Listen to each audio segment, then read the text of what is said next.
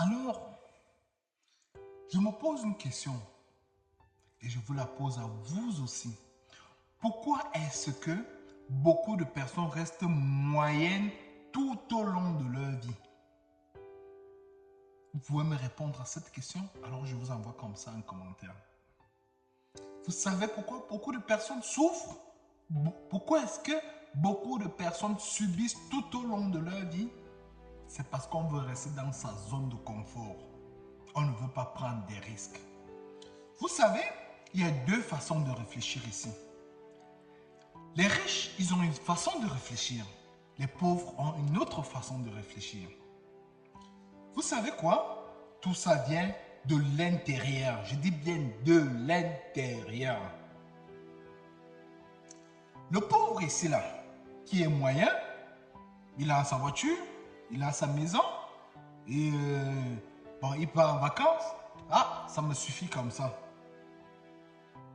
Parce que, qu'est-ce qu'il fait? Il, ici, là, il n'a pas besoin de l'intérieur. Il a besoin de l'extérieur. Et il subit cet extérieur-là, qui le fait subir maintenant l'intérieur. On se reprend, je dis bien, le pauvre ici, là, parce que pauvre ne veut pas dire que on mange dans la poubelle. Pauvre ne veut pas dire qu'on marche, on n'a pas là où dormir. Pauvre ne veut pas dire qu'on n'a pas de voiture. Mais le pauvre ici, là, dans mon sens, c'est quoi? Le pauvre, c'est celui qui se lève, coucher, dodo, métro, boulot, coucher, dodo, métro, boulot. Ça, c'est un pauvre. Ça, c'est un pauvre. Et même, on peut passer par là pendant un certain moment quand on sait où on veut. Il faut être déterminé, il faut savoir où on veut, où on va aller, où on va et ce qu'on veut. Vous allez vous rendre compte d'ici que beaucoup de personnes subissent donc maintenant, comme j'étais tantôt disant, l'extérieur. Ils veulent paraître beaux à l'extérieur, ils veulent paraître propres à l'extérieur, ils ont la belle voiture, ils sont partis en vacances aux États-Unis, au Canada, aux îles, aux machins, ceci, ainsi de suite. Ils subissent de l'extérieur. Par contre, ils n'ont pas en banque, ils n'ont rien en banque. Parfois, ils vont en vacances, ils prennent des crédits. Mais le riche maintenant, qu'est-ce que le riche fait? Non, le riche ne va pas, il ne réfléchit pas comme ça. Le riche ne va pas te montrer, vous avez vu par exemple, vous qui vivez en Occident et tout là, le riche parfois il n'a même pas de voiture. Il prend le train ou alors peut-être il a un petit truc juste qui lui permet de se déplacer rapidement. Et ça c'est pour un temps, parce qu'il sait là où il va. Le riche ici là, qu'est-ce que lui fait? Il fait le contraire de ce que le pauvre fait. Le riche essaie d'abord de modifier. Il essaie d'apprendre, modifier son intérieur. Vous me suivez très bien là? Je dis bien le riche, qu'est-ce qu'il fait? Il essaie de modifier d'abord son intérieur. Il va se former.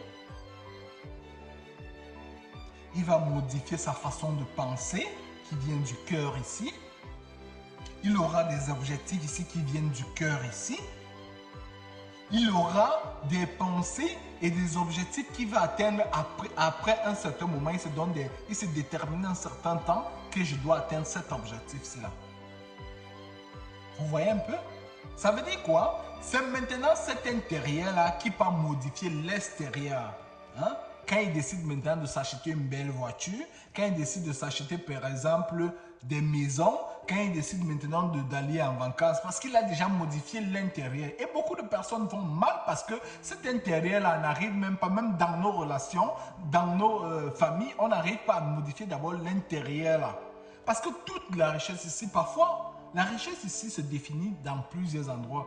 L'autre peut dire que lui il est riche parce qu'il a beaucoup d'argent. L'autre peut dire qu'il est riche parce qu'il va en vacances. L'autre peut dire qu'il est riche parce qu'il a sa famille, il se sent bien avec sa famille, il est plus heureux. Ça dépend maintenant des niveaux de réflexion. Chacun maintenant doit se situer dans le contexte dans lequel il se sent heureux, il se sent bien.